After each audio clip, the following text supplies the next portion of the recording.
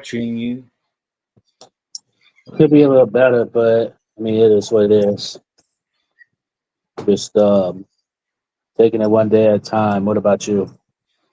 Same thing. I went to the beach yesterday. How was it? It was good. It was just a 1 day trip. Oh, okay, that's not bad then. Yeah. That's cool.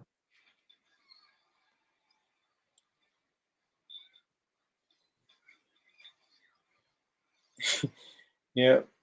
Um.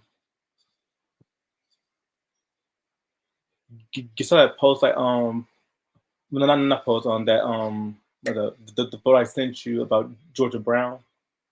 Yeah. Yeah.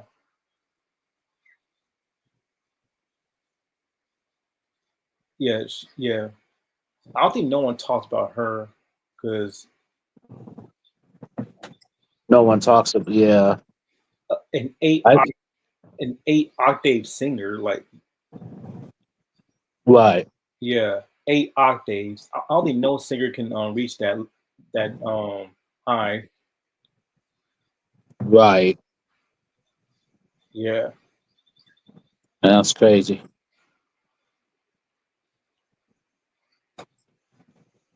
Yep.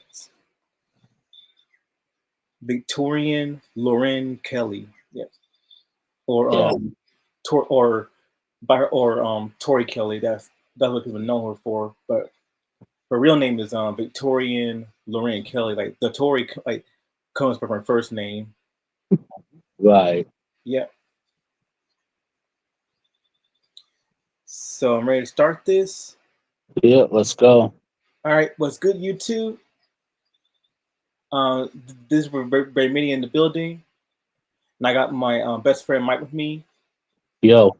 And today we're gonna review Tori Kelly's fifth album, Tori, which came out in April 5th, 2024, and it was released under Epic and Beautiful Mind Records. The genre is R&B and pop. The length is 40 minutes and 37 seconds. The producers are Tori Kelly, Ten Rock, John Bellion, The Diner, Jason Clement, Johnny Poe, The Monsters and Strangers, P2J, and Johnny Simpson. The singles off the album are Missing You, Cut, Young Gun, High Water, Thing You Do, Bottom Line. And the album features guest vocal performances from Our Star, Kim Chae Won, and John Bellion. Those artists will be talked about when we discuss each when we discuss the whole album in its entirety. So Tori Kelly, also known as Victorian Lorraine Kelly, is a is an American singer, songwriter, and actress. She was she first gained recognition on YouTube before making it through the Hollywood Week on the ninth season of American Idol in 2010, and eventually released her debut EP, Homemade Songs, in 2012. The genre that she's known for is R&B, pop, hip hop, soul, and gospel. In 2013, Kelly signed with Capitol Records and released her first major label EP, Forward, in 2013, which reached top 20 on the US Billboard 200 charts. She followed with her debut studio album, Unbreakable Smile, in 2015, which peaked at number 2 and garnered the singles Nobody Love, Should Have Been Us, and Hollow, which marked her first 3 appearances on the Billboard Hot 100 charts. Outside of music, Kelly has voiced Mina in the Sing franchise, and Sing is a 2016 American animated jukebox musical comedy film produced by Universal Pictures and Illumination, and she has received numerous accolades, including a BT Award, 2 Billboard Music Awards, 2 Grammy Awards, and a GMA Dove Award. So fast forward to her 5th album. In March 20, in March 2023, it was announced that Kelly had signed a recording contract with Epic Records. She began releasing tracks from her upcoming 5th album, including the singles "Missing You," "Cut," and "Young Gun," before compiling them on an extended play of the same title, "Tori." In the fall of 2023, she embarked on the Take Control tour in support of the EP. Kelly felt she had finished work on the album in early 2023 after several sessions with singer-songwriter John Bellin. However, she was inspired to write the lead single, "High Water," after suffering a health emergency due to blood clots in her legs and lungs that July. The track was released on February 9th, 2024. She embarked on the Purple Skies tour in support of the album, with the first leg starting on April 12th, 2024 in Ventura, and concluding on May 3rd, 2024 in Kansas City. She started the second part of the tour on August 17th, 2024 in Taipei, Taiwan, and concluded on December 9th, 2024 in London, England. The whole album is an R&B pop album which heavily borrows from Y2K inspired sounds. So pretty much, 2000s. So pretty much it's like the whole 2000s R&B pop era, and hip hop era. It features powerful vocals and upbeat production as a result of Kelly being in a happy place during the record's conception. She cited Missy Elliott, Timbaland, Aaliyah, and Destiny's Child as influences. So you can definitely hear like that late '90s to early 2000s pop that production that was very popular back in the day. Like if you like songs from Son 2, Maya, Black, Aaliyah, um, Christina Aguilera, like all those cats.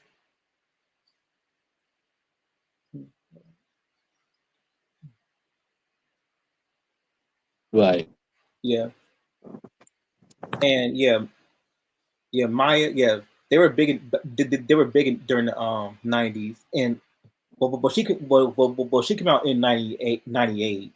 Yeah, Maya came out in '98, but Mhm. she was still part of that whole like 2000s where the music where music became more where where music was e- evolving and evolving. Mhm. Yeah. So this is the outcome right here. So this is Tori Kelly, um, very gorgeous woman. Just your typical album cover,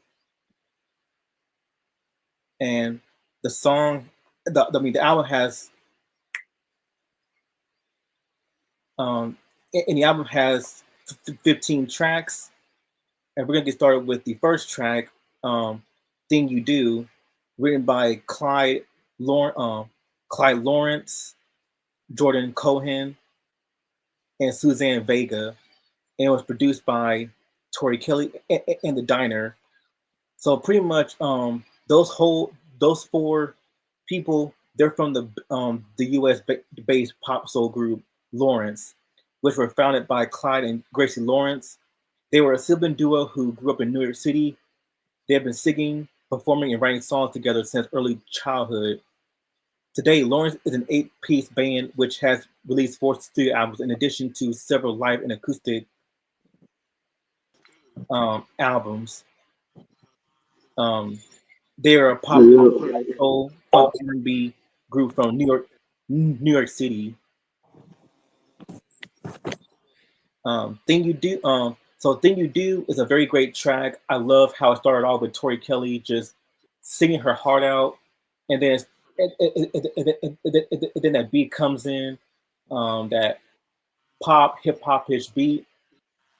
This is something I could hear in a club, like whenever I'm in a dance, in a dance club. This is a song I would definitely hear when I'm dancing with my friends because it just had that late '90s, late 2000s. I'm not late '90s, early 2000s type of flow to it. So definitely love the production. I love Tori Kelly's vocals. Um, Definitely a great track just to dance to. Thing you do. I thought it was okay. Yeah. I thought it was alright. For me, it wasn't really nothing special. It was, um, I don't know. To me, it was just another dance. Yeah, it was just another dance song. Don't get me wrong. Her vocals is good, but it's just to me, I wasn't. To be real, I wasn't feeling it.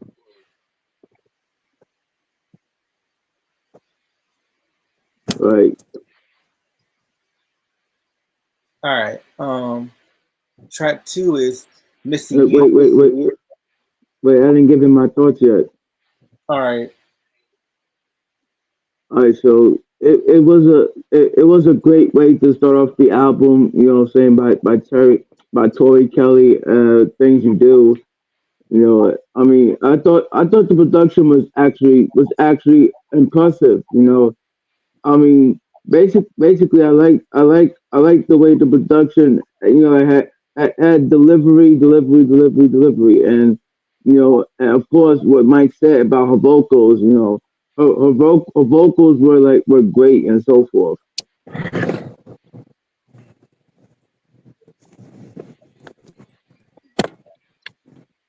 All right. Um, Track two is Missing You. This the lead single off her EP Tori, and this is also her lead single off of her off the fifth album as well. Um, Very great song right here. This so brief brief background for Missing You. Um, in an interview with people, Kelly said, "Missing you, it's about missing somebody, but also just so inspired by the early 2000s, late '90s.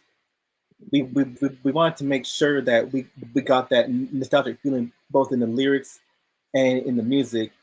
I just know, okay, when people listen to this, I want them to be transported.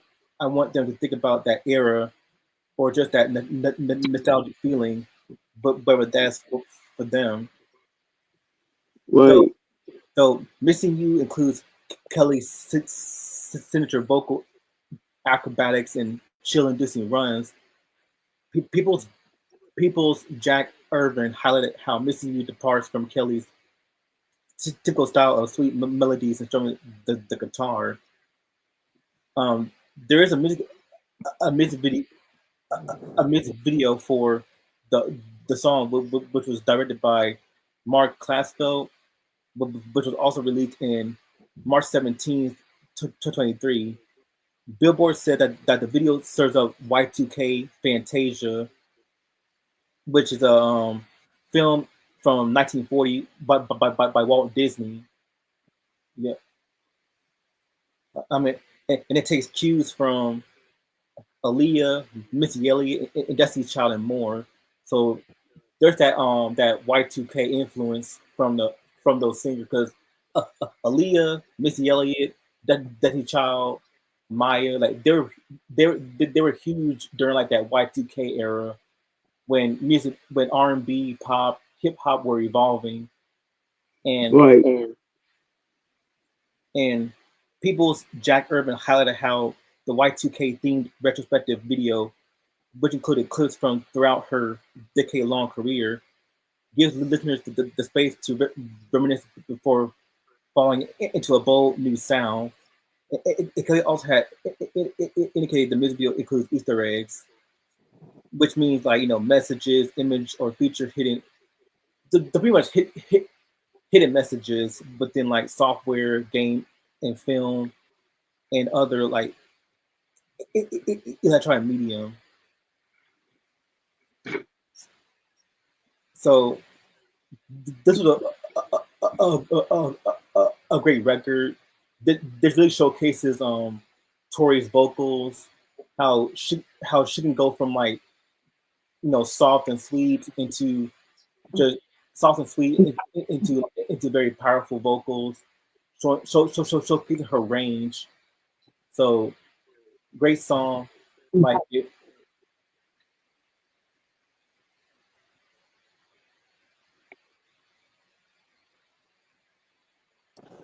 Um, this one, I thought this one was okay.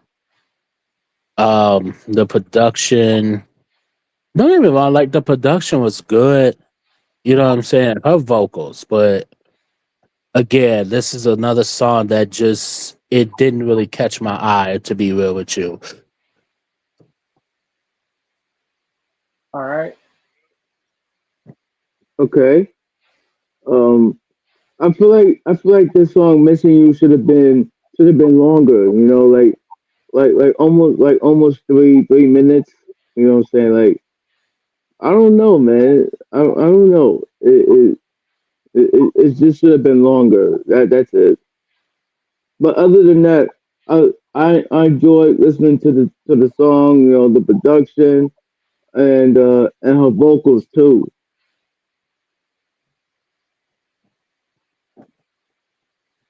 right? most definitely.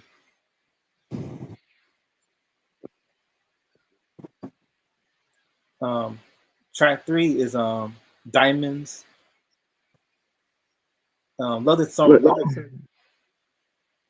I'm too sorry.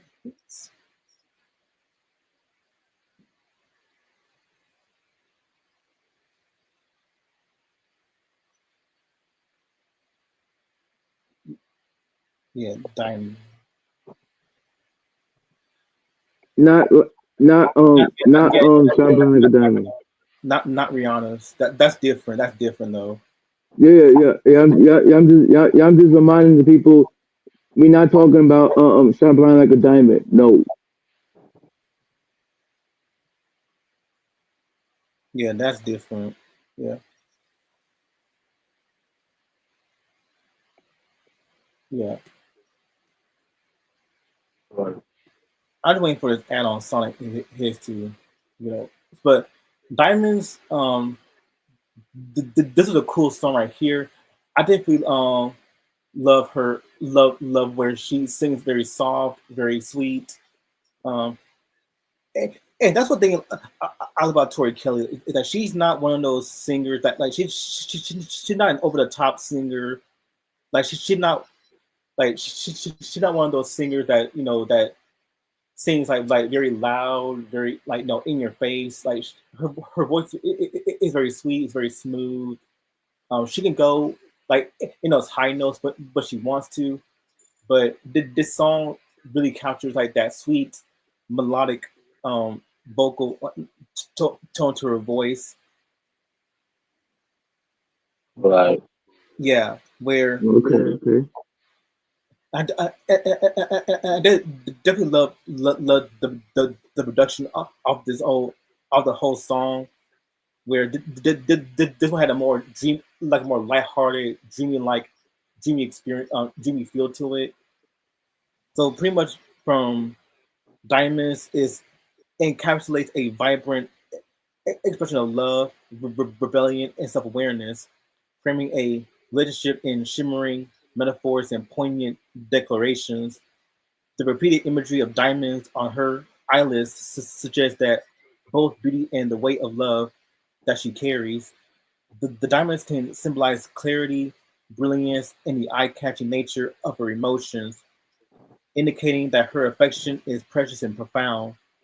The phrase, I don't, I don't need no type, I don't need no type of guidance, reflects her independence and confidence in navigating her feelings, implying that she is more than capable of understanding her emotions without external influences.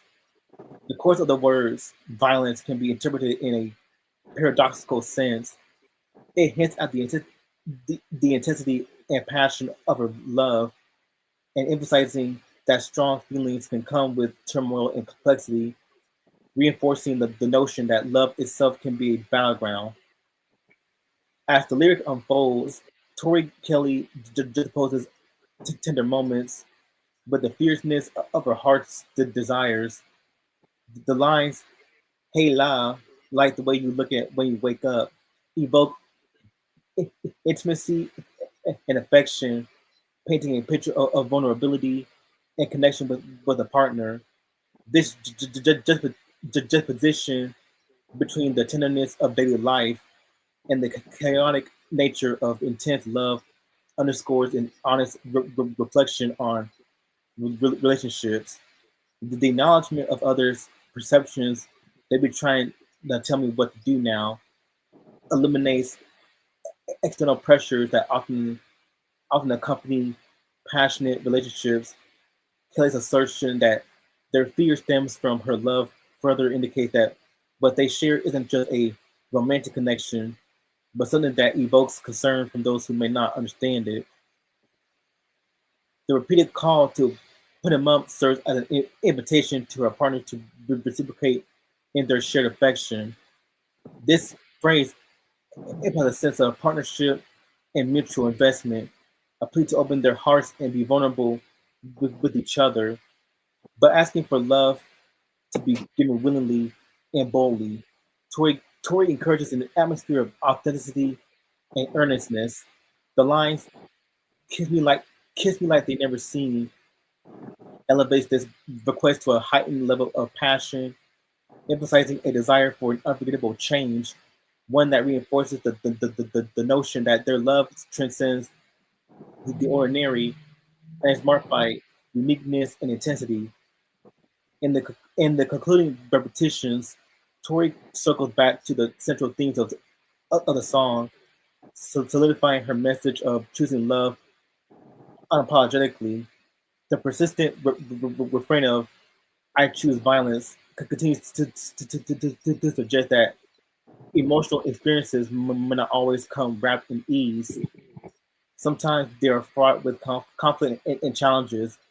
By stating that if love is a crime, she willingly embraces the consequences. Tori reveals a defiant commitment to pursuing what makes her feel alive, even amidst potential obstacles. Overall, Diamond serves as a celebration of love's complexities, where beauty and chaos intertwine, drawing listeners into an emotional landscape rich with both vulnerability and strength. So that being said, love this song right here. I love the production where it's more dreamy, more lighthearted. It takes you on it takes you on a emotional journey where Tori just talks about love, but love, rebellion, and self awareness, and framing it in a very vibrant and lighthearted way. Did definitely love her vocals on here, where it's more softer, more sweeter, more smoother. Um, she never oversings, so definitely a great song just to chill to. Diamonds. This was a pretty decent. This was a pretty decent song right here. Production was pretty. Production was great. Vocals were great. I just thought the song was just pretty decent.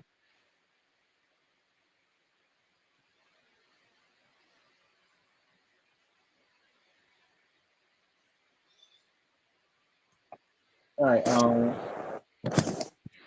Glocka.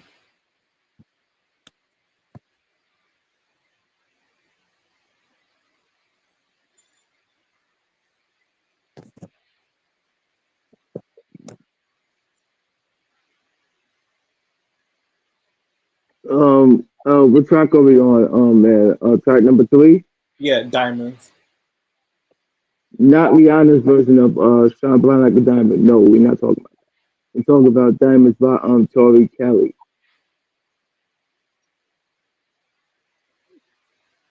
Okay, and here's what I want to say about this track here. All right, and like Ray just said, the production was like kind of dreamy, lighthearted, and all that shit, man. You know, but for me, I do enjoy it. Don't get me wrong, I do enjoy it. But you know, what I'm saying who can make better dreamy production and lighthearted production, you know, like better than Tori Kelly.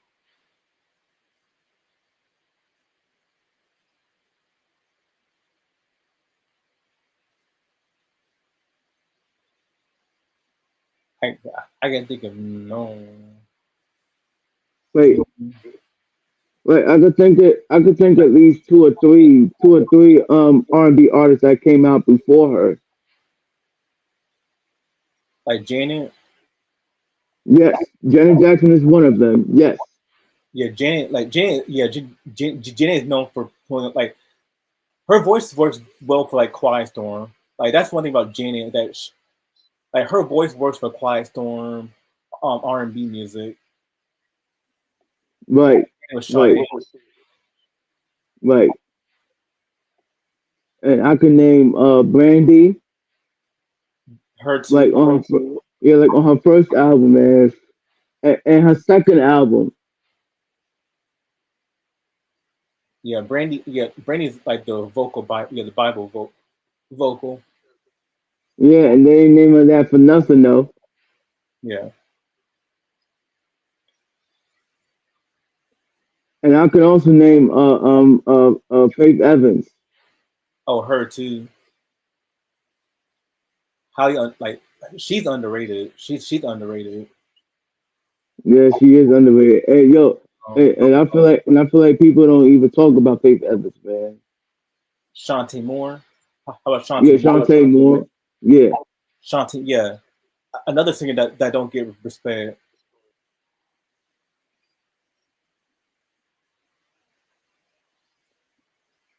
Yeah, that's when that '90s. Yeah, it's hard to choose. Like Shantae Moore, Tamia, Deborah Cox. Like they can all sing, but it's just hard to choose. Maya could sing. Brand, Brandy, Aaliyah. Oh yeah, Leah as well. Yeah, people forget Maya, Maya. People forget that she came from a school. She was influenced by Janet because when you hear because she definitely give me like Janet vibes like that late '90s early 2000s Janet vibes. Right, like what you call it? Like The velvet the I'm gonna say the velvet rope era. actually she gives me like all for you, give me the Joe vibes. Oh really? Cause Like yeah, because Maya's sound like Maya's sound is more like she's more suited with like pop, excuse me, like pop R&B, hip hop, um music. Her voice fits in that her voice fits in those spaces like pop R&B, hip hop.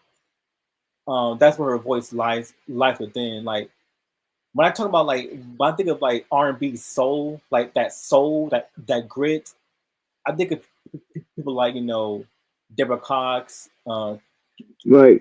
Nicole, because to me Keisha Cole, like she has more of that grit, that like her voice is more like gritty, more raspy. Like you feel like you feel more emotions with Keisha Cole. Oh, okay. Yeah. But I was referring Maya like singing ability or like on her first album to her the velvet rope era. especially especially the my favorite track on there, which is all about me featuring Cisco. yeah, yeah. That was a good song. Yeah, Yeah, we definitely gonna try to react to it on my channel. yeah. Like she came out during that. Like she came out during when it let me see when it 3LW came out. Oh, The 3LW came out in 1999 okay, or 2000. yeah.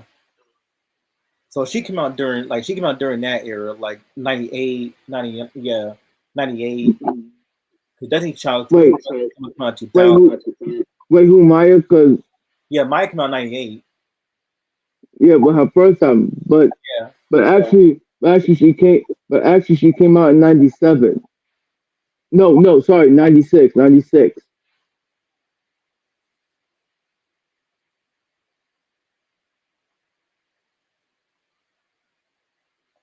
Um, 96. Yeah, when she what you call it? When Oh she yeah. Oh began. yeah. Oh yeah. Oh yeah. Oh yeah. Yeah. Yeah. She was like a teen. Yeah. She was a teenager back then. Right, Yeah. right, Her, Aaliyah, Brandy, they were Monica. They were teens back then. right, and yeah, the reason why I said Maya came out in 96 is because basically Daryl Simmons and all them wanted her to to begin recording her subtitle first album. You know what I'm saying? Which was Maya. Right. It's like the same thing with DMX and Def Jam and Rough Riders. For example, it's Darker Than the Side. He began recording that album in '96, but never released, but did not release it until early '98. Right.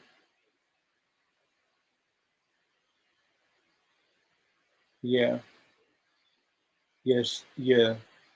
That's yeah. Most definitely. Um. Going back to the album that we're Okay, discussing. okay. Yeah.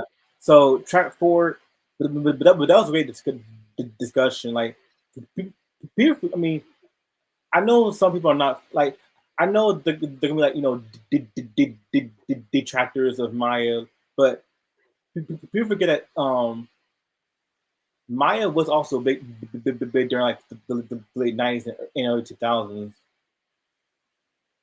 Like like she was big big at the time during those eras. So track four is cut. Go back to Cut. Sonic. Yeah, I'm gonna explain. I'm gonna explain. I'm going back to Sonic Hits. So this came from her EP from her EP Tori, delivered by Lawrence Cohen, Ronnie Jerkins, or also known as Dark Child. Yeah, Dark Child was produced this record, the track, and Wait, you produced this song? yeah, Dark Child and Man, and Timothy Mosley or Timberland as well. man, man, Yeah, I don't know. Come on, man. They are big stars production. You know what I'm saying? They name should be ringing bells. You know what I'm saying? First, Timberland did a lot for Missy Elliott, Aaliyah, Jay Tweet, Z. Come on, Tweet. man. Yeah, and Tweet, of course. Yeah, with her with her hit single "Oops Oh My," the masturbation. Yo, yo, we gotta react to that song too. Yeah, Tweet.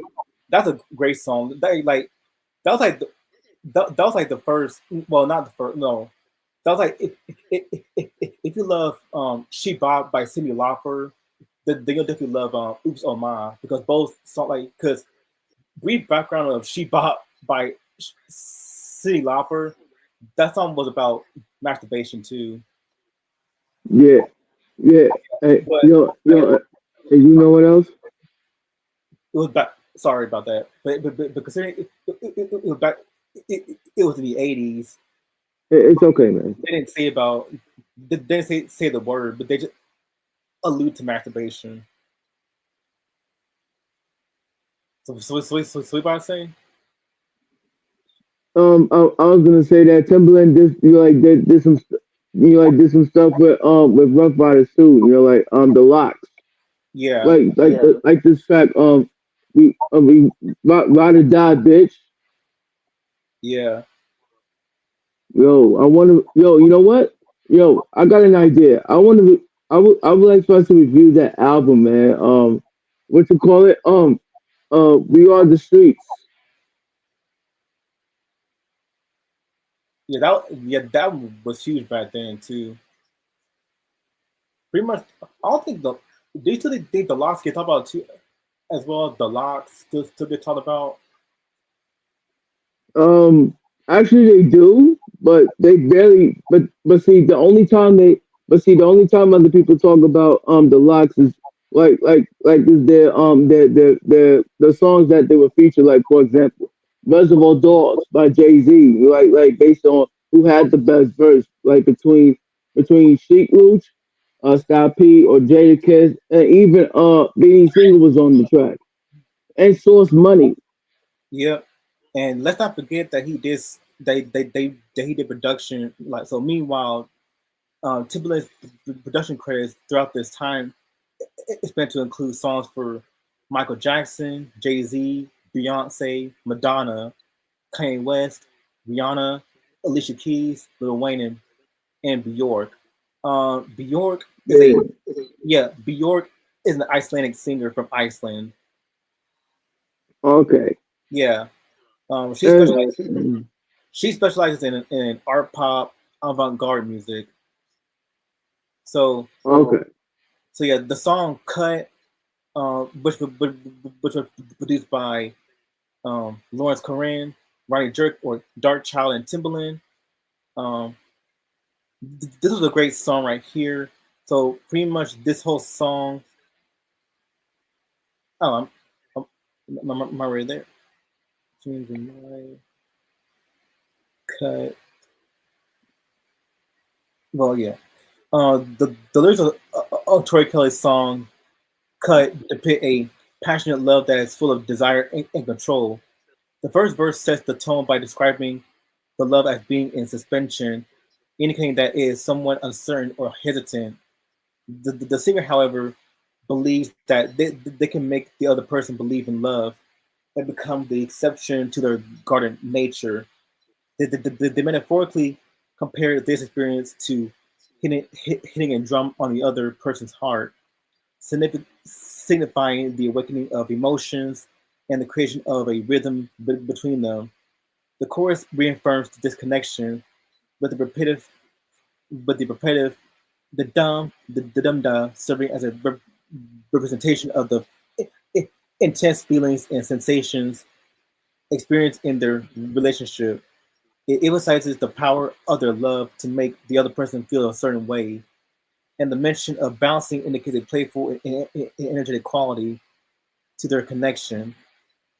The lyrics also express exclusivity as the singer states that the other person wouldn't want any romantic involvement unless it's with them.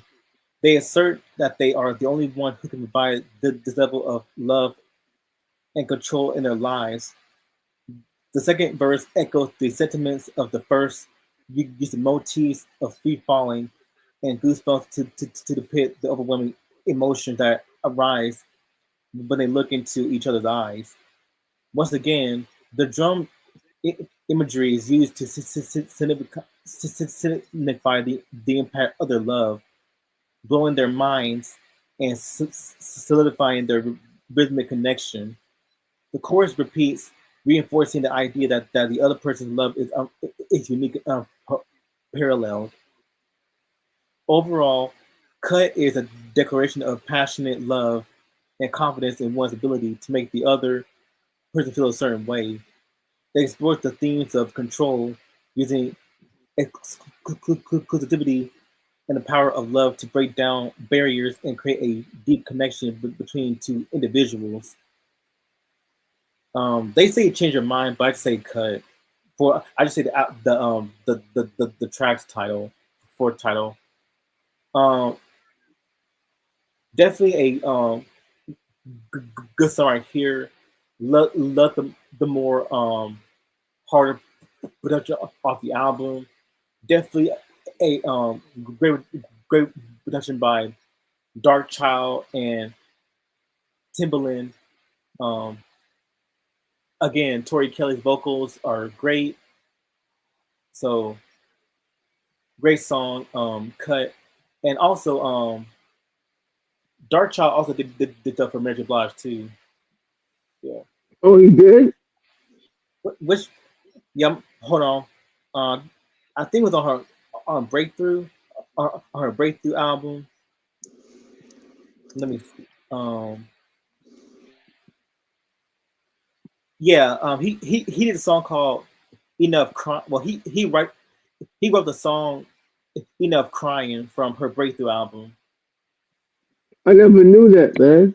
Yeah, yeah, Ronnie, yeah, Dark Child. So yeah, he wrote the song Enough Crying from Mary J. Blige's Breakthrough album.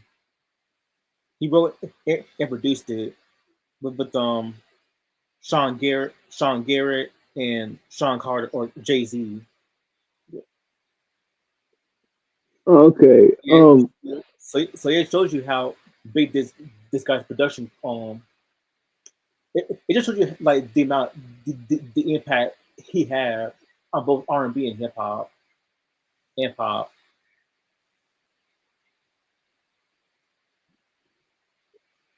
Yeah. Yeah. Oh, and by the way, Timberland did some production stuff with Brandy as well Yeah, that too. on her fourth album, Aphrodisiac. That's an album that I really want to discuss. Aphrodisiac. That's like that's where she went. Yeah, I think Full Moon was where she went more mature, and then Aphrodisiac took a lot further. Um, okay, so since we are planning on Aphrodisiac, is it okay if we can do it on my channel? Yeah,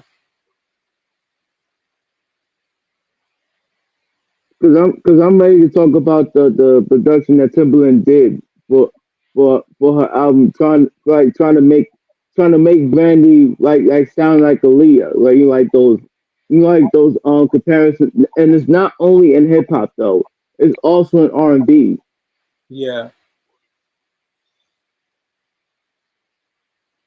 If only she was still here. But that's another story. Yeah, for another day.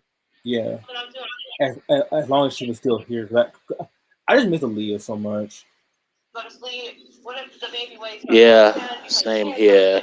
All right. Um, what track are Same we here, at? man. Uh, Track uh, number 4, which is cut. yeah, cut. Track number 4. All I gotta say, it was okay. It was okay. Like, I think for the rest of the album, I think that's probably my response. And I'm gonna talk more about it once we get to the end of it. Um, let's see.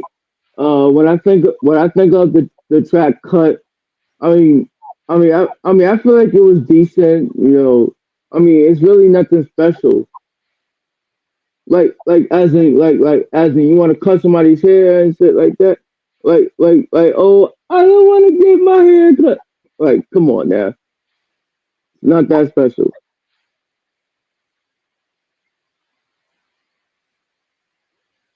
like shit. Like either Saturday and Sunday, I gotta get my hair cut, but I don't wanna get my hair cut.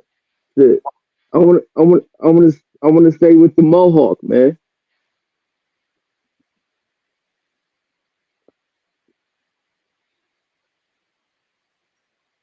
So that's all I have to say about track number 4, which is cut. Yeah, they said they made it change your mind, but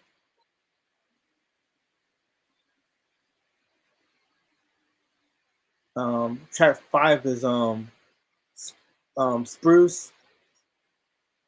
So this one is this one's featured Kim Shay Won of Lee Seraphim of the group Lee Seraphim and brief Lee Ser there you go. So brief talk about Lee Seraphim Lee Seraphim. Um, there is a South Korean girl group formed by Source Music, a sub label of Hybe, which Hybe is a South Korean multinational entertainment company.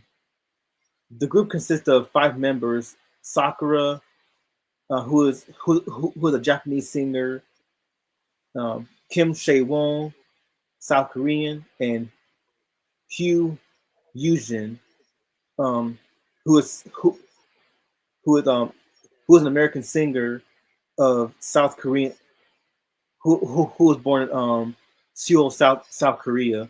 She was born in South Korea, but she was raised in Albany, New York, where she went by the English name Jennifer Hugh. Yeah, Okay.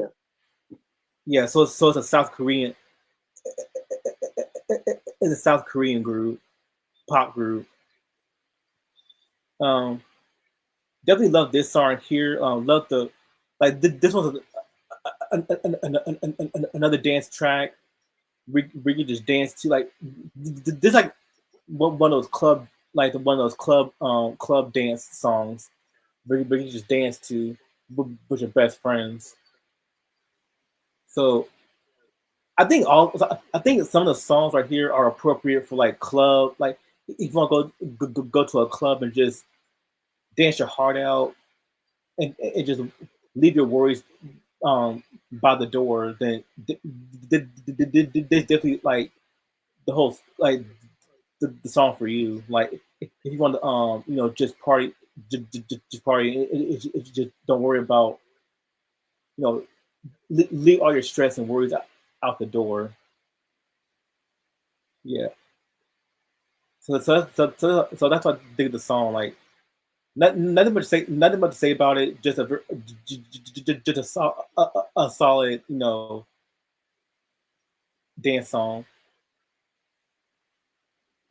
Yeah. It was pretty solid, man. It was pretty solid. I really wasn't feeling the song at all.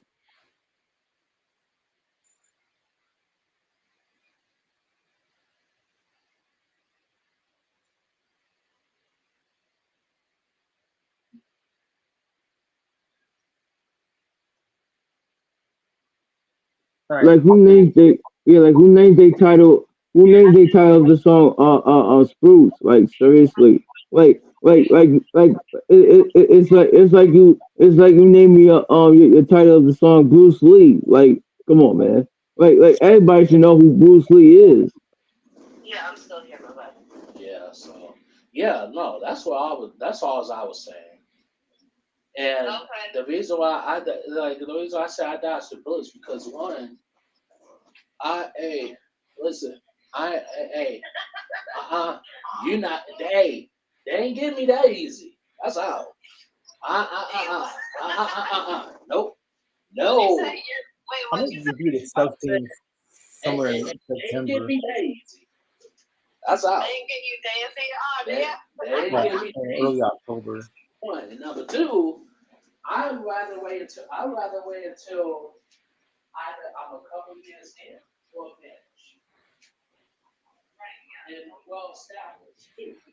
I gotta. I don't want to get no spoiler images because that film is hard to spoil.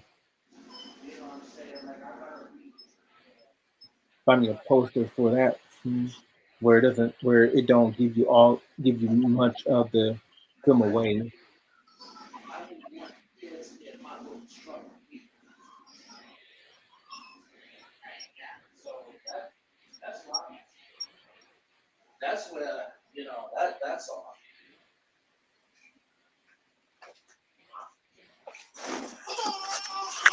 No, you ain't watching no TV in my room. Do that, Mike. I'm sorry. Who who is that? Oh, I got company over, so Okay. yeah. Oh But so where we at? Track number 5. yeah. I'm about Yeah, to talk which is about true. I'm about to talk about um but I want to review the substance film. I want to do it in early October. That's fine with me. Yeah, Yeah, just let me know because um, yeah, let me know. yeah, 'Cause I'll do it again. So yeah. All right. Ray Ray. Track five. yeah, track 5 was okay. It was okay. I already said my thoughts about it.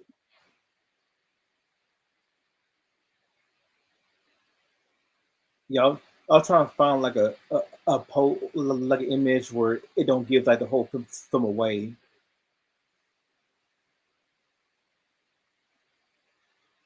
Right.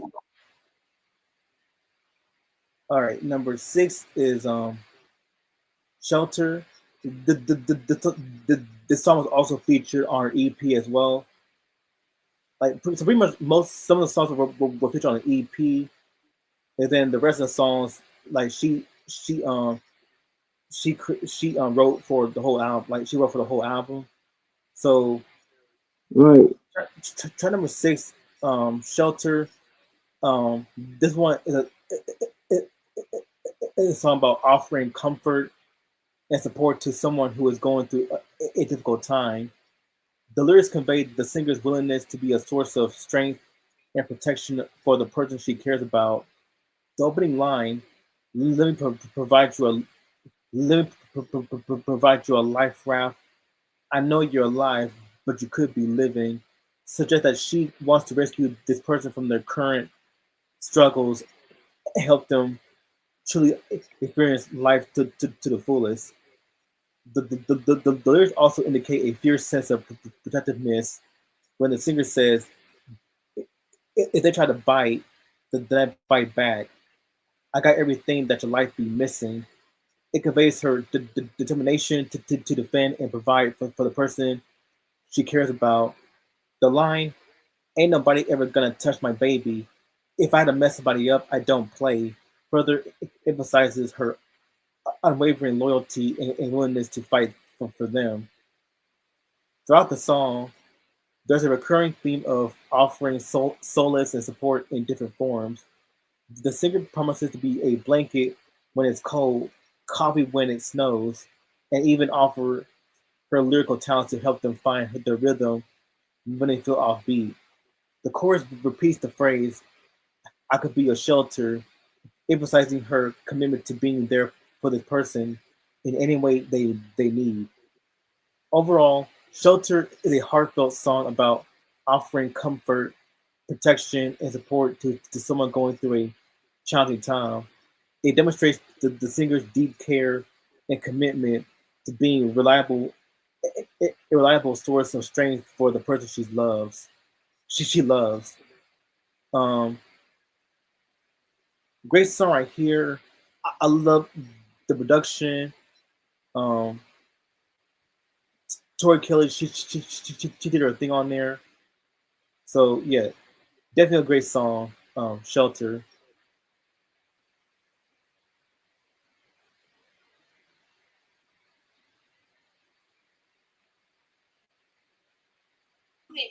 Okay. All right, Blanca, your turn. Um, I don't know, man.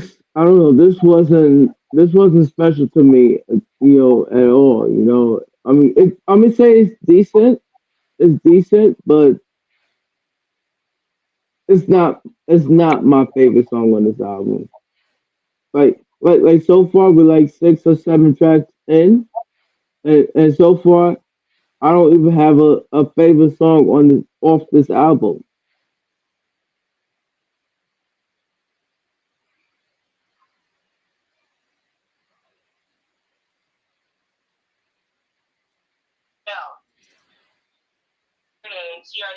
Yeah, I thought it was okay. All right. Um, tracks. Where at? Track 7 is Oceans. Um, this was a pop rock like this one's more leans more to that acoustic side um of the production. This one is Right. a great song a great song that details the lyrics, expresses a deep emotional connection and dependency on another person, portraying them as the source of life and vitality. The opening lines evoke a sense of longing for a past that is unfulfilling, but not tied to the intense emotions found in the presence of a loved one.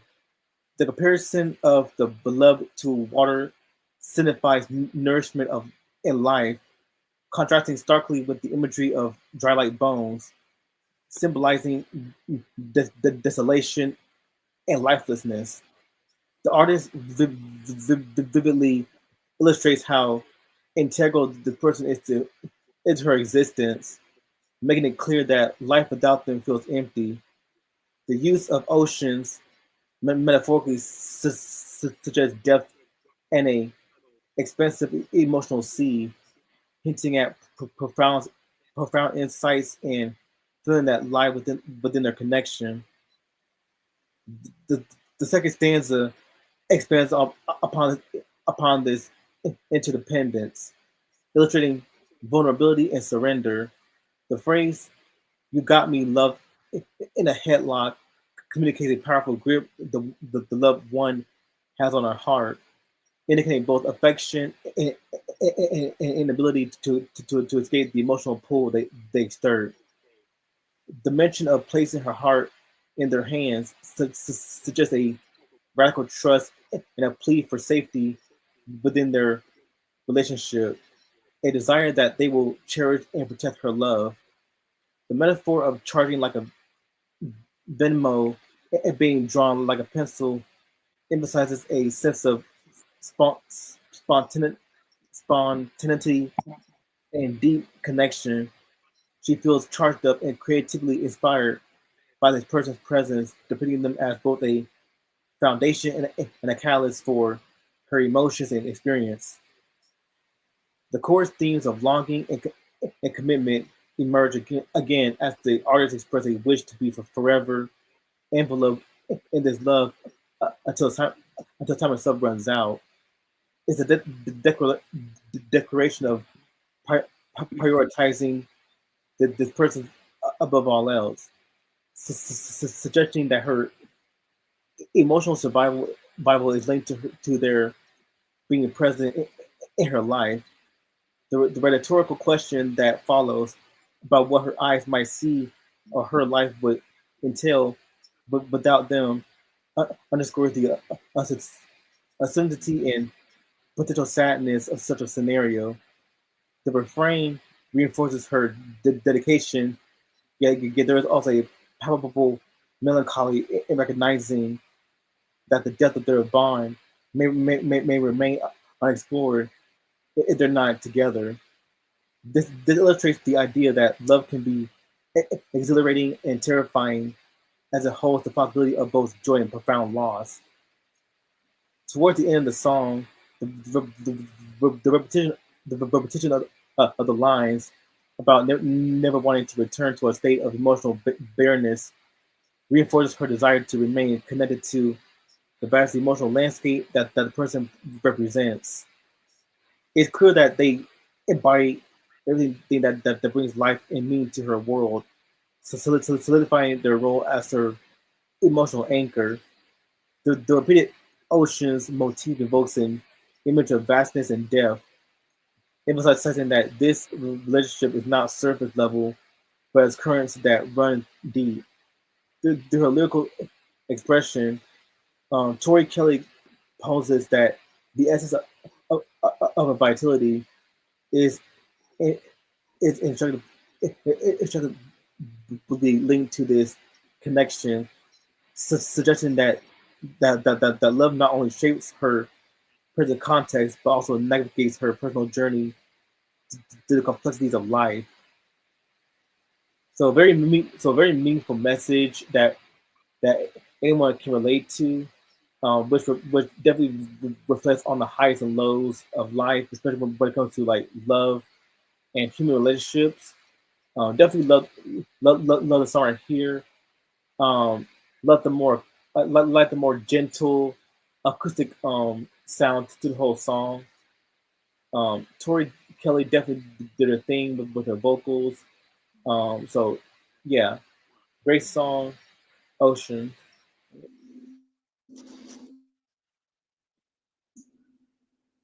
This was alright. Um, but production was good. No, her singing was good, but I just couldn't connect with the song.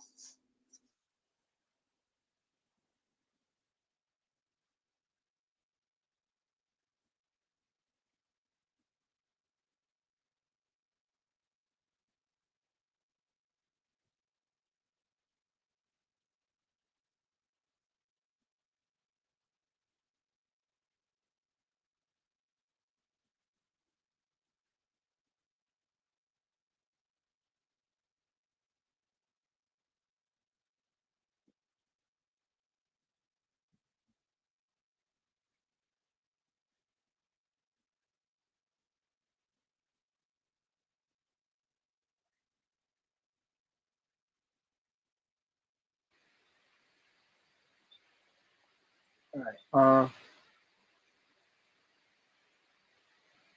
Track 8 is Purple, Purple Sky's interlude. Um,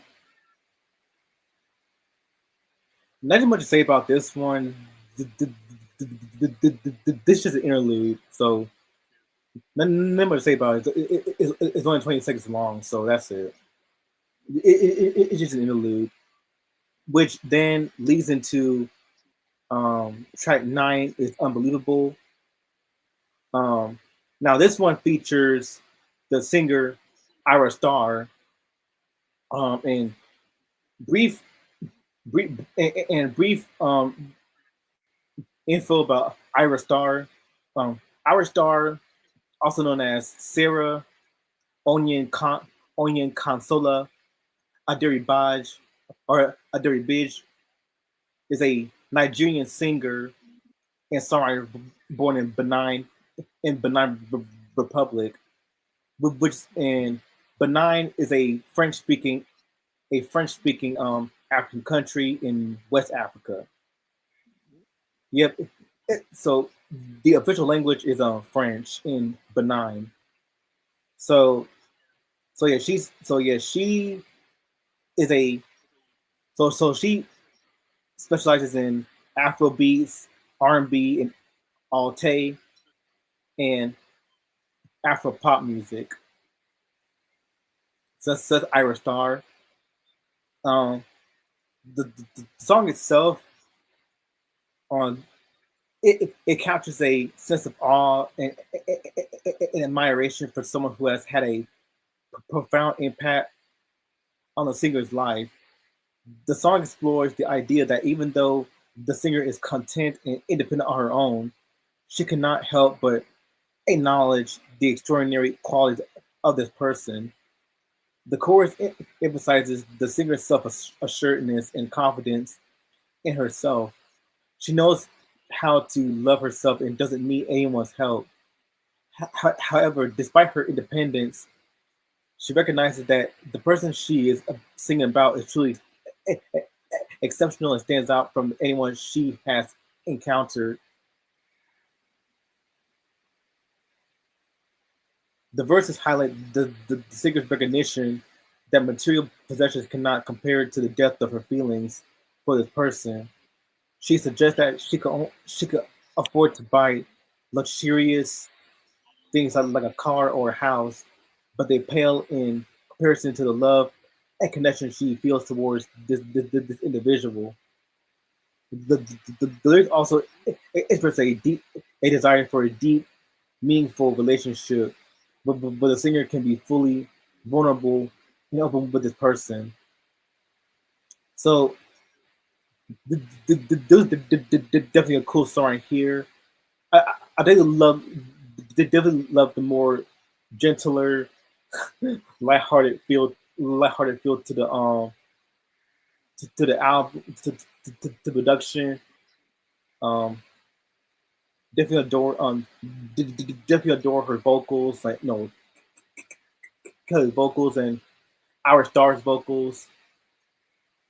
Um, so yeah, this, this was a cool song, um, unbelievable, and yeah, and that's all I need to know about Our Star from that she's from Benign, the French speaking country in Africa.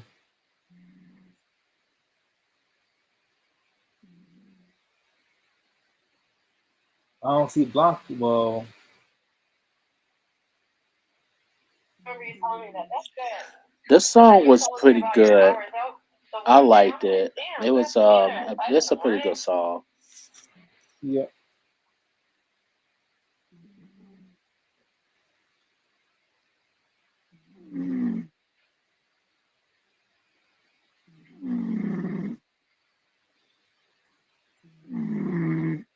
Oh, he's sleeping. Oh, never. Oh, he's sleeping.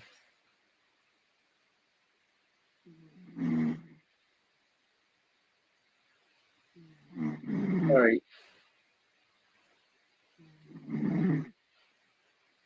All right. Track 10 is Shine On. Um, look, this is my favorite song of the album. Shine On. This one definitely like now. This song definitely had that hip hop, art like that hip hop pop um vibe to it. This one it evoked a profound sense of longing and emotional reliance on another person. The opening lines, deep deep in the night, I need your light. I'm lost without it. So lost. Set the stage for a narrative steeped in darkness, independence. Here, the imagery of night symbolizes feelings of isolation and despair, while the light metaphorically represents the presence or influence of a loved one that provides guidance, comfort, and clarity. The repetition of loss underscores a deep vulnerability, illustrating how the singer's well-being is intricately tied to this person. The alliance can be interpreted as a romantic affection, reflecting on how love can uh, eliminate the most trying times, but also hints at an underlying fear uh, uh, uh, of abandonment and the impact that such a loss would have. The chorus continues to emphasize the foundational connection as the singer calls upon their partner to shine on. The phrase suggests not only the need for the other's presence, but also a celebration of their unique qualities. You are the stars, the moon, the sun. You got a fire inside your lungs.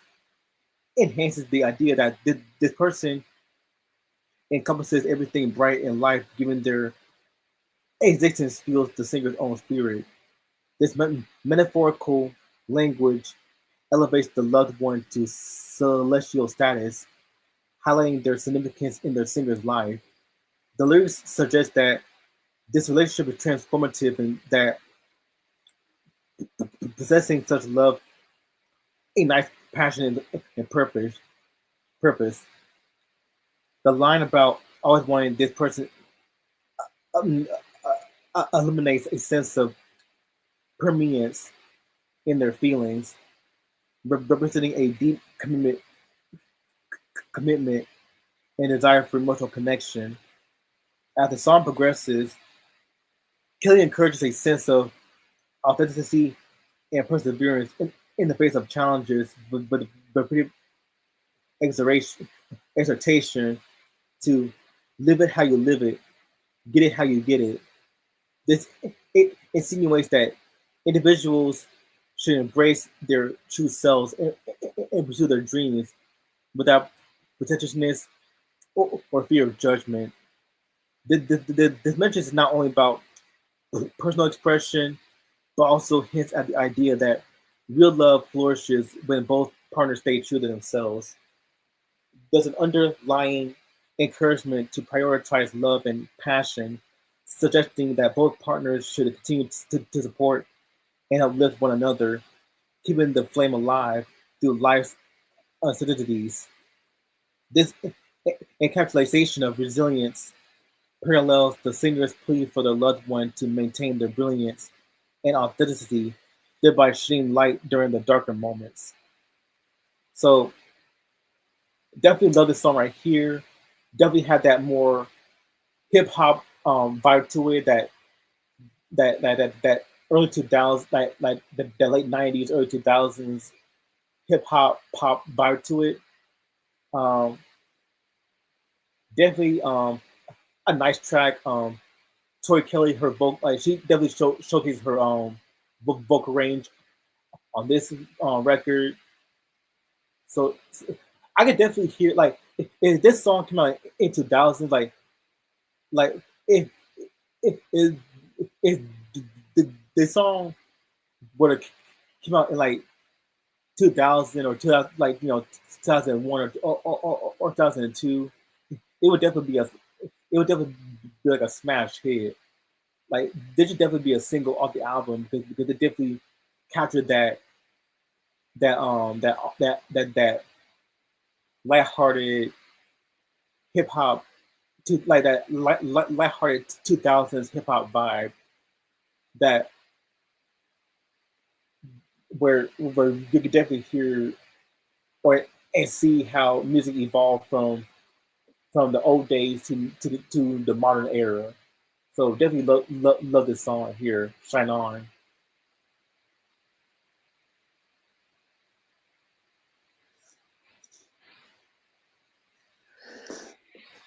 This was pretty decent. Production was good. Lyrics, it was pretty decent. All right,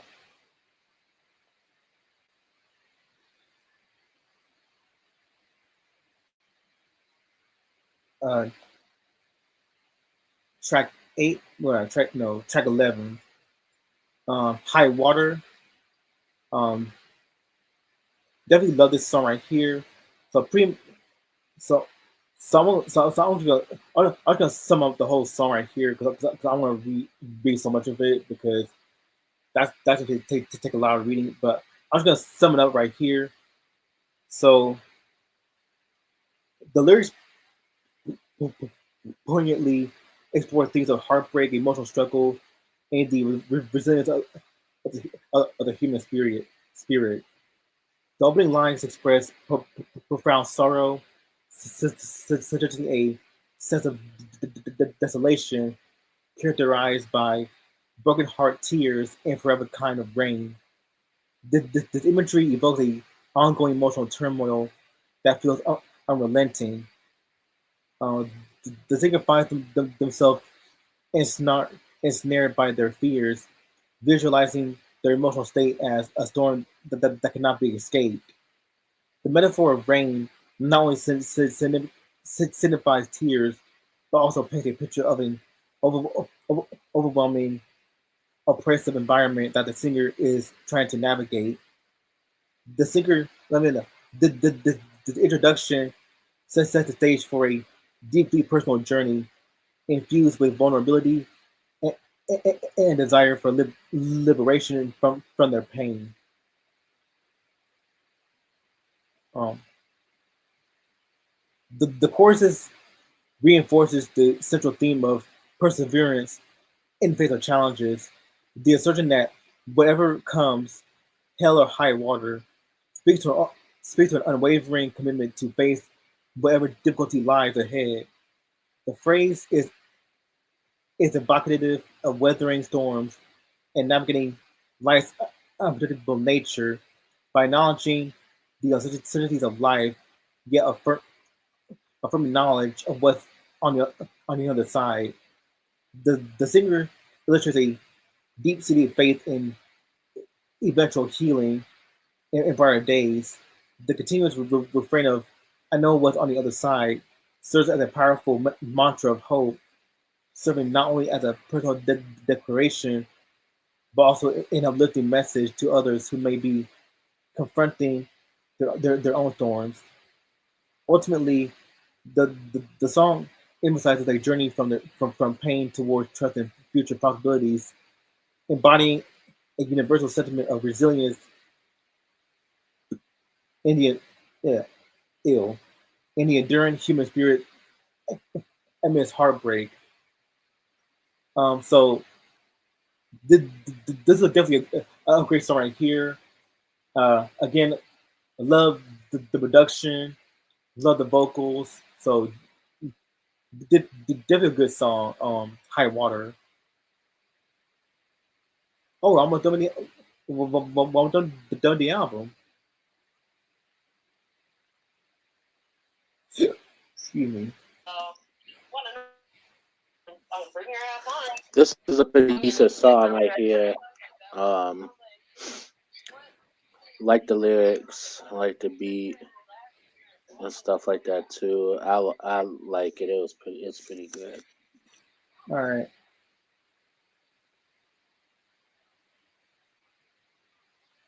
Um, track 12. Yeah, track 12 is Young Gun. This features John Bellion. John Bellion is a American singer from Lake Grove, New York. He specializes in pop, R&B, hip hop, and indie rock music. So that's John. So John Bellion. So Young Gun is a pretty cool song right here. Um, this one explores the feelings of heartbreak and inadequacy experienced by the singer. The song begins with the singer expressing their willingness to go to great lengths to fulfill the desires of their loved one. They turn off all the lights in the sky and lasso every star to please them. That they even dive into the ocean, exposing all their vulnerabilities. The line "gave up my young, wild heart" suggests that the singer sacrifices their own youth and freedom in an attempt to satisfy their partner. However, despite all their efforts, the singer learns that their loved one has found someone else, a young person from another town who possesses all the qualities that the singer couldn't be. This realization leaves the singer feeling hurt and inadequate. That they wonder how they can ever compete with this new person who seems to be everything the loved one desires. As the song progresses, the singer reflects on their struggles to maintain their youthful energy and pace in life. They acknowledge that toll it takes on their soul and how it becomes increasingly difficult to keep up with the demands of staying young. They come to the realization that trying to stay forever young is a battle that can never be won, as time is a force too strong to resist. So this was a cool song here. John Bellion he did his thing on this track. Tori Kelly she did the this track. This one is more like more calmer. more relaxing compared to like the other compared to like other songs like Shine On and High Water. This one's more like you know a calm out, out of the storm type of track. So definitely a cool song, Young Gun.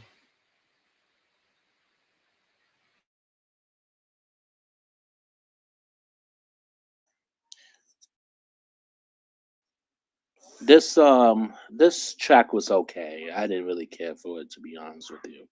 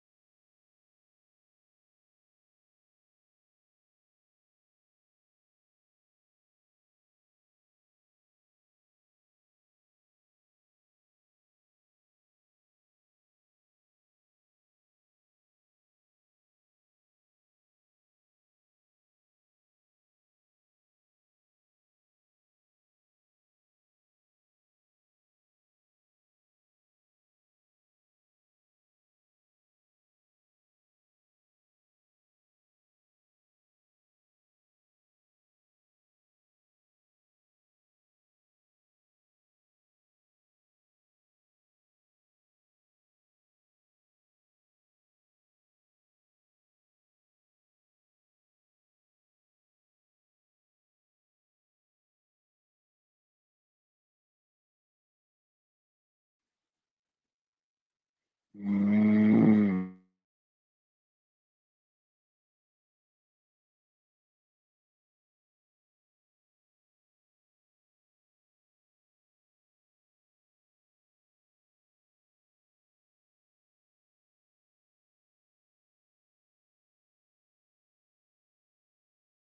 Wow, I forgot. I was mute. Damn.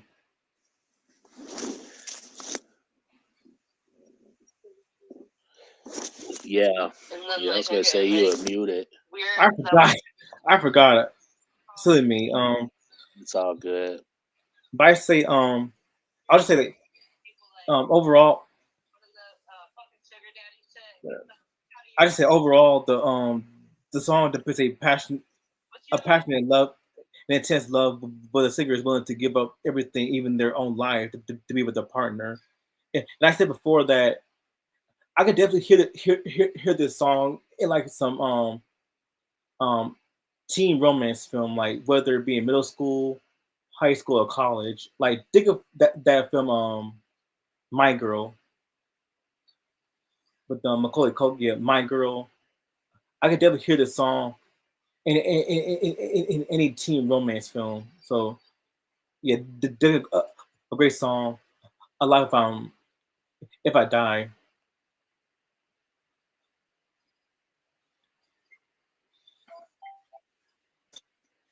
Right? Yeah, it was okay. I thought it was okay. That was on there was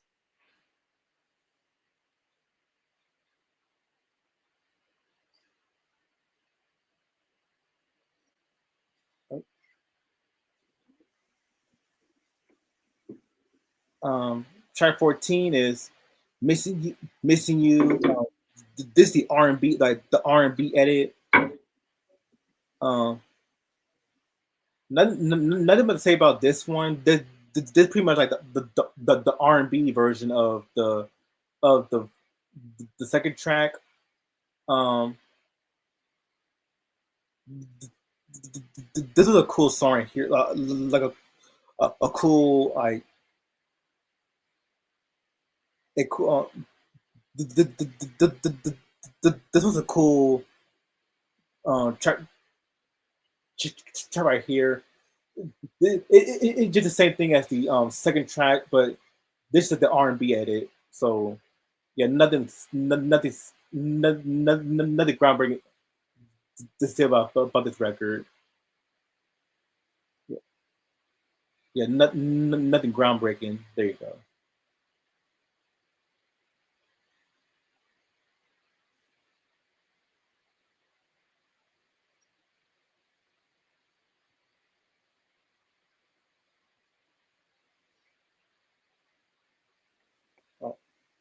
Oh, Hey, what truck are we on, man?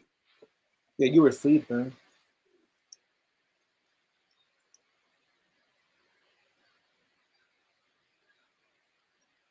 All right, Mike, it's your turn.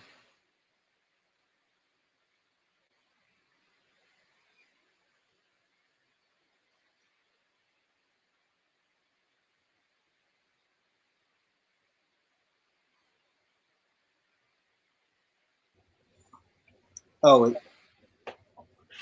okay. Oh, it says internet connection is bad. Okay.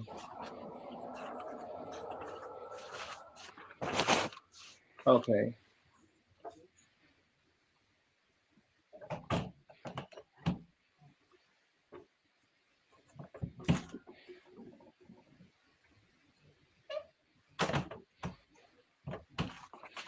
Um, Sleep Out's on track 14. Blocker. It was decent. All right. Then the last track is Same Girl. Um, definitely love the song right here. Um, same, same, so Same Girl explores the themes of identity and resilience and the unchanging essence of self in the face of external pressures and expectations. The opening lines recount her journey from adolescence to adulthood, emphasizing her enduring passion for music and her unwavering pursuit of dreams. The nostalgia of singing in the backseat and writing songs at 15 paints a vivid picture of innocence and ambition, grounding her current self in her youthful aspirations. Kelly reaffirms her identity as a consistent figure despite the challenges she has faced, reflecting both a personal evolution, and a commitment to authenticity. The repetition of "I'm still me" as, as an anthem of self-acceptance and a declaration of perseverance amid a world that often promotes conformity.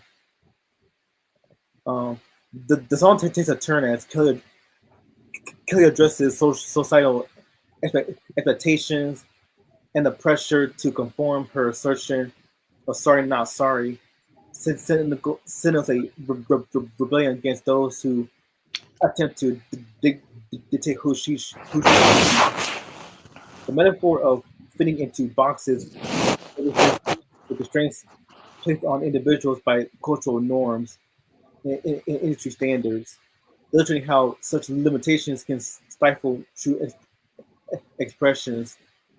She contrasts her unique identity with the idea of being merely a copy and paste, underscoring the importance of individuality in a world where many feel compelled to mimic others.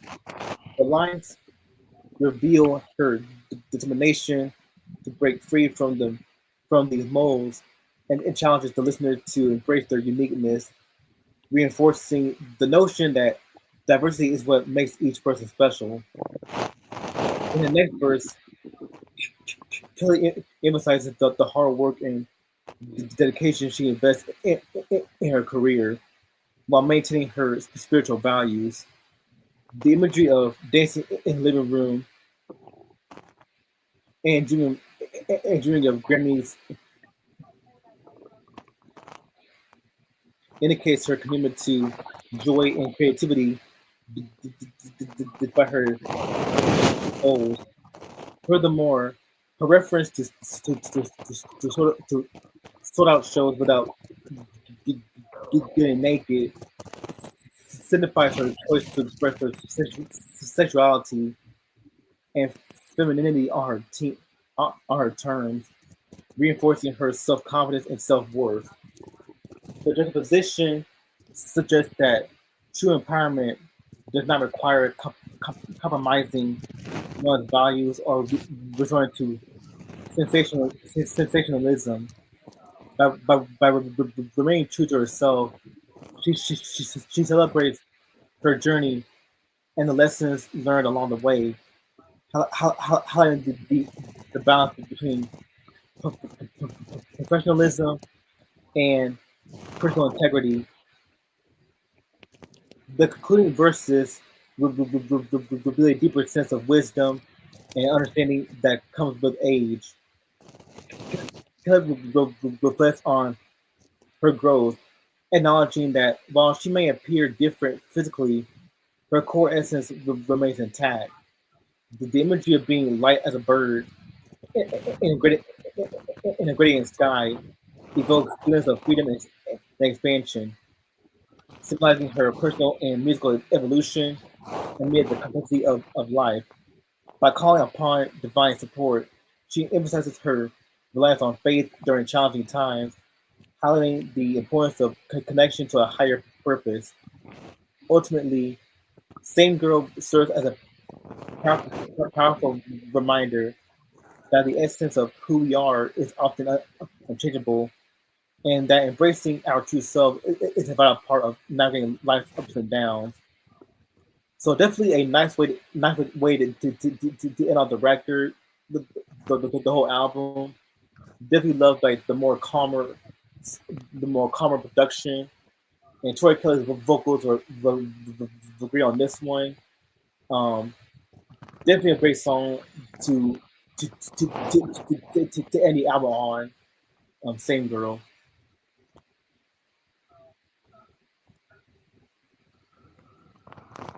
To me, it was better than all the other previous songs that we reviewed and talked about.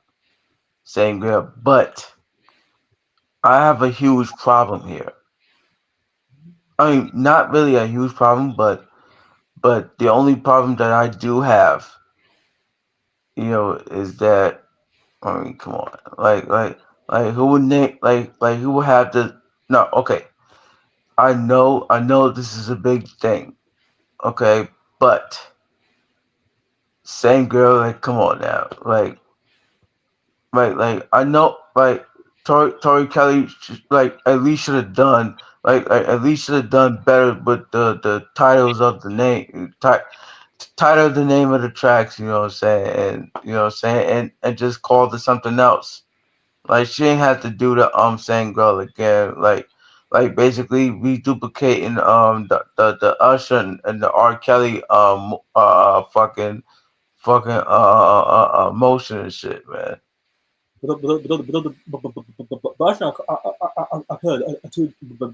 That's different. That's different. Yeah, yeah, I understand, man. I understand, but they do have the same title of this of the song, man. That's all I'm saying. Yeah, but the different songs. But Right, right, right, right, right, this right, one talks about her her life and everything. Like right. yeah, I'm sorry, man.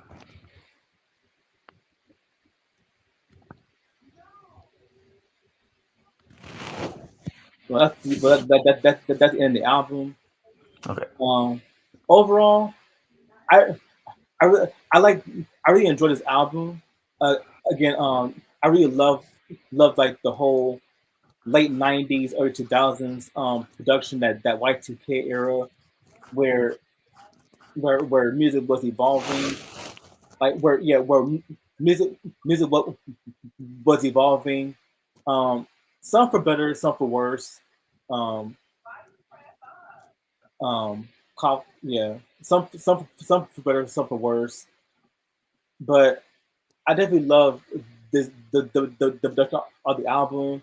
I love how it goes from like danceable, popish, um, a little bit of like that acoustic pop, folk that folk pop, acoustic pop. I definitely love like how it goes from like hip hop, like I just really love the whole the whole production where it goes from dance to pop to hip hop, then to R&B, then you got folk pop in it, there's a little bit of rock with a little bit of rock to it. So there's a lot of range with the production. I definitely love Tori Kelly's vocals. I think she's a very great singer.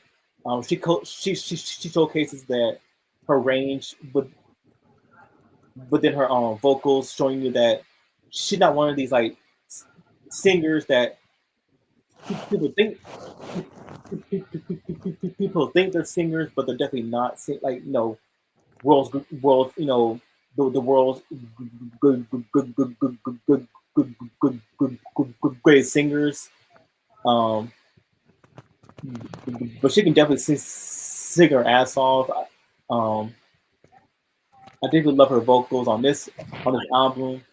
So and I also love her like her growth within her music from how she started out to what she is right now. Um, my favorite songs are um, "Thing You Do," "Missing You," "Diamonds," "Shelter," "Shine On." Um, "I Lie If I Die," "Fame Girl," and "High Water."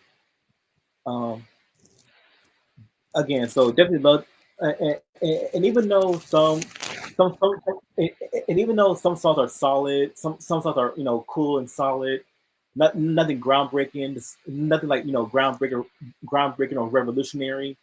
I still do enjoy the album for what it is. Like it's just a fun R&B pop album to listen to, whether whether whether you're with your best friends or if you're at a club, if you want to dance the night away. Um, so this is definitely a great album for those who love like R&B and pop music. So um, I'm gonna I'm gonna give this album like a 4 out of 5 stars because I think it's a great album for those who love pop and R&B and pop and R&B. And if you like that late '90s early 2000s hip that pop R&B hip hop era, like if you love cats like Destiny's Child or um 702, Christina Milian, Maya, um, or Black, or what was the other group? oh yeah, BOW, um, or you like Aaliyah, Missy Elliott, then you would definitely love this album because this album captures that late '90s Y2K era where those artists like Aaliyah, Missy Elliott, Maya, they were they were coming out with like music um, that still they're coming out with music um, that's still relevant in today's in today's in today's current era. Like so definitely so definitely a great album for anyone who likes that era that that late '90s 2000 era of music. So that's my rating. 4 out of 5. Um, so Mike's he's having like internet problems at the moment. So um, later on or tomorrow I might message him what his score is. Yeah, Okay, yeah. He was having internet problems.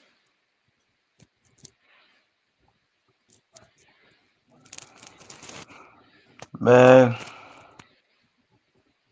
man, I was disappointed with this album, man.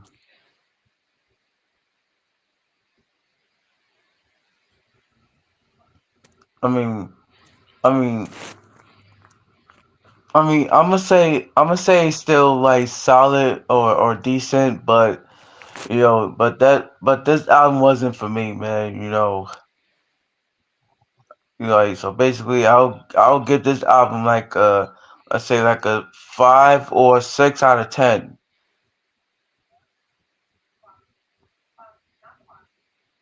All right.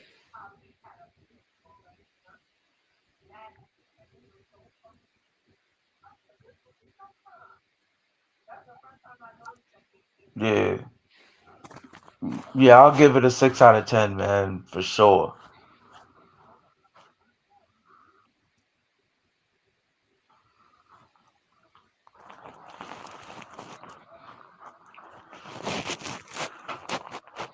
So that's my rating, man.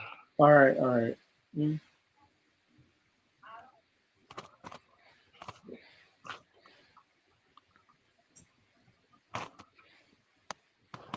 All right. So June 1st is going to be Stacey Last Song, Sneaking Out, and a perfect combination with Johnny Gill. That's going to be at 6:30 on on the 1st of June. Actually, actually, I have a review up on June 1st as well. You know, Which I'm sorry, man. which review is it? Javu Veni Benavici. All right, now I'm gonna have to change change the review for Stacey Last Song. All right. Okay, Mm-hmm. all right, man.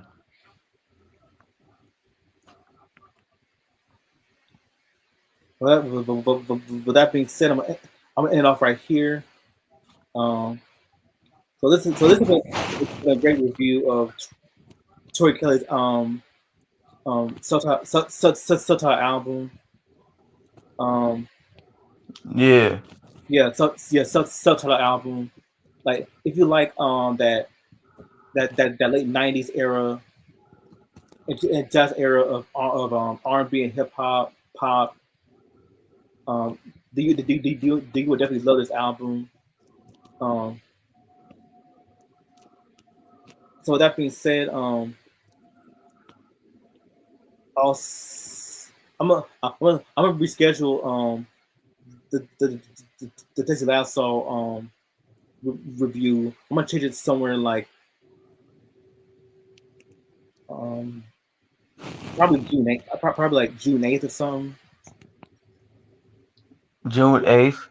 Yeah, Um, I'm sorry, man.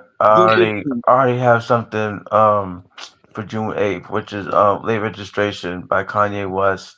Okay, June 15th. All right. All right, June 15th. That's gonna be Wait.